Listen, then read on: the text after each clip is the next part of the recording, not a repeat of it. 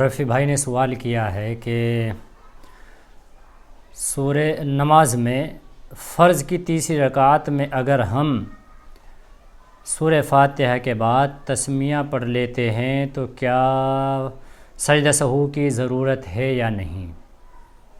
تو رفیع بھائی، اگر آپ فرض کی تیسری رکعت میں آپ نے تسمیہ پڑھ لی تو اس صورت میں سجدہ سہو کی ضرورت نہیں ہے، نماز ہو جائے گی۔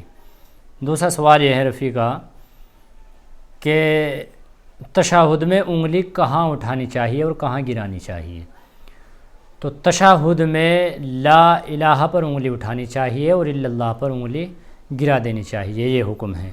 تیسرا سوال یہ ہے کہ السلام علیکم ورحمۃ اللہ، جب نماز میں سلام پھیرتے ہیں تو اس وقت اگر بھولے سے ورحمۃ اللہ کے بعد اگر وہ برکاتہ کہہ دیا تو کیا نماز ہوگی یا نہیں؟ تو بھائی ان تینوں صورتوں میں آپ کی نماز ہو جائے گی، نماز میں کوئی خرابی نہیں ہے۔ اور ایک سوال یہ ہے کہ کیا کسی اجنبی یا غیر محرم کو بہن یا ماں بنایا جا سکتا ہے یا نہیں؟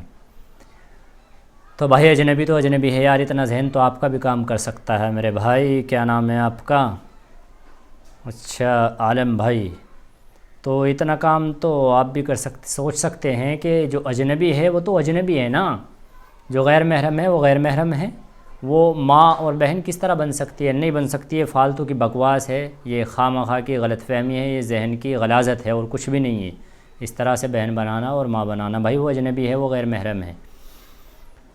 ایک بھائی کا سوال یہ ہے کہ پائجامہ کہاں تک رکھنا چاہیے، یعنی ٹخنوں سے اوپر کہاں تک رکھنا چاہیے؟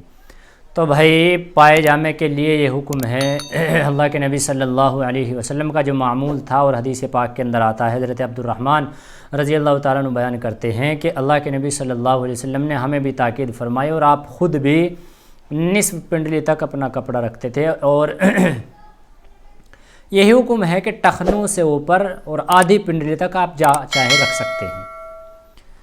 یہ بھی نہیں ہے کہ آپ کوئی ایک جگہ مقرر کر دی ہو کہ بھئی نشانی لگا دی کہ یہاں رکھنا، ایسا نہیں ہے۔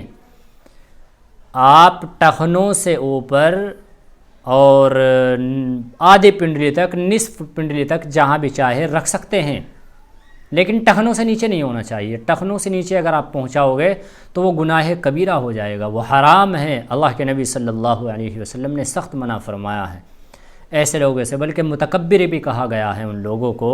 اور بعض لوگوں کو ہم دیکھتے ہیں، بعض نوجوانوں کو بھی، بعض بڑے بزرگوں کو بھی، کہ ان کو اپنے تہمند کا یہ خیال ہی نہیں ہوتا کہ نماز پڑھ رہے ہیں، ادھر اللہ کا فریضہ ادا کر رہے ہیں، اور ان کے جو تہمد اور پائجامے اور پینٹ ہے وہ ٹخنوں سے نیچے ہیں، تو ادھر ایک طرف آپ عبادت کر رہے ہیں، ثواب کما رہے ہیں، اور دوسری طرف آپ گناہ کبیرہ کا ارتکاب کر رہے ہیں، یعنی گناہ میں مشغول ہیں۔